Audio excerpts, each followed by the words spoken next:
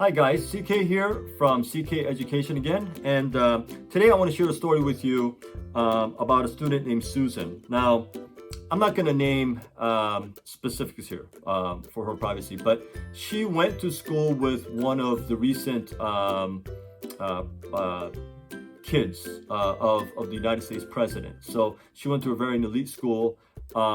She was a very high performing kid. She wasn't one of those spoiled, rich kids, entitled kids, and she just went there because her parents had money or something. She really was a very, very bright, motivated, down-to-earth, humble, hardworking, sincere, honest, authentic kids. And so just really enjoyed having her. She was wonderful.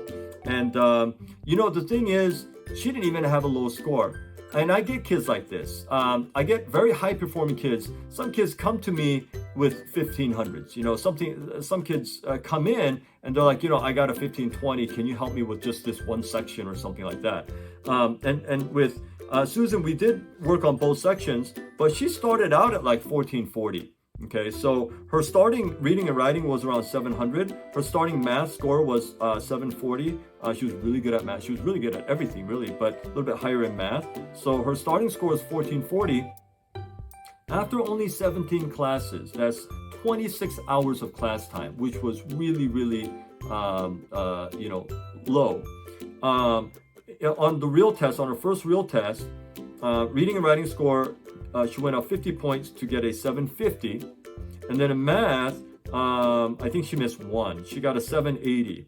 And she had a 40-point increase there. So she ended up with a 1530 and got a 90-point total increase in just 26 hours. So really, really efficient. She was very, very smart, very, very hardworking. So here's what I've heard many, many, many, many times over the years.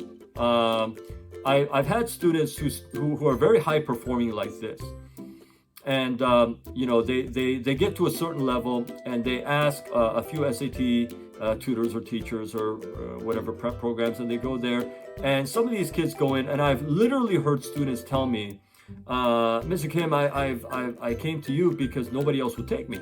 And I said, why wouldn't they take you? Because my score is really high. And they said that I didn't really need help. And I said, oh, what they really mean is they're not really confident that they could raise your score. Okay, that's what it comes down to. Now, to tell you the truth, when I first started out in around 2009, I had no confidence either. I mean, I had very little confidence. I was literally a little bit nervous. I was thinking, back then, man, what if a student comes to me and he or she has like 1500 or something? This kid is just killing it, so smart, asking questions I don't know the answers to, and like, what am I gonna do? So what if I can't raise their score and this kind of thing. I think this is normal for any teacher, especially when they're starting out, but I certainly remember those days. But I think if you've been doing this for a while, you got to keep improving what you're doing and getting better and better and better. I'm a firm believer in that and continuous improvement.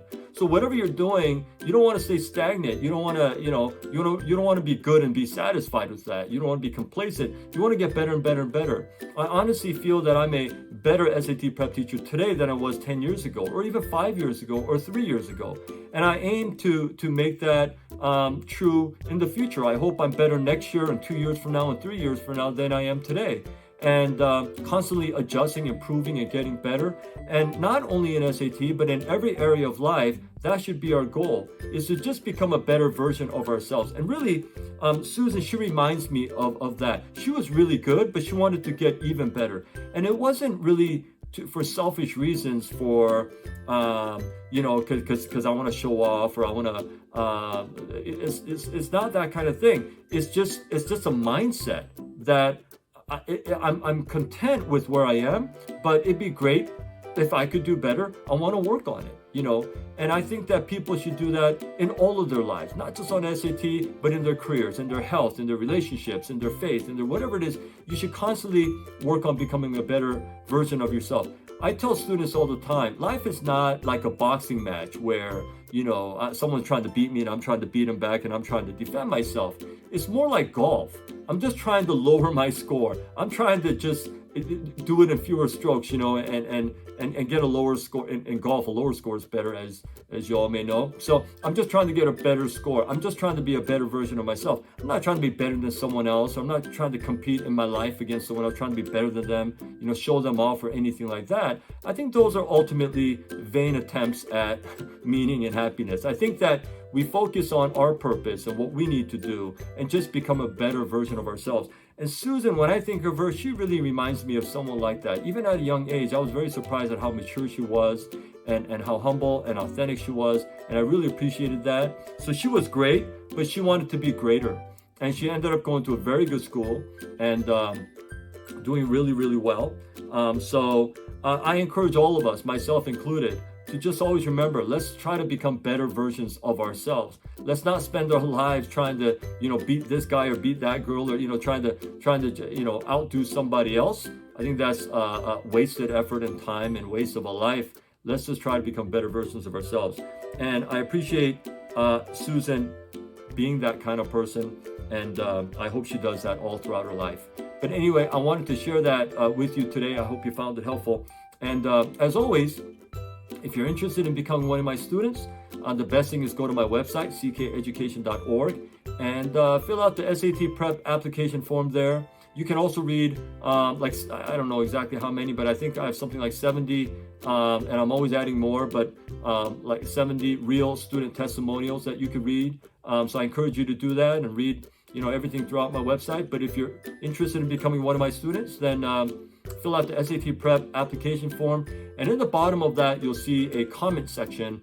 And if you could please write in there why you think you would be a great fit to be one of my students, I promise to read it. I promise to get back to you personally. And I look forward to hearing from you. So until my next video, stay well, and I'll see you later.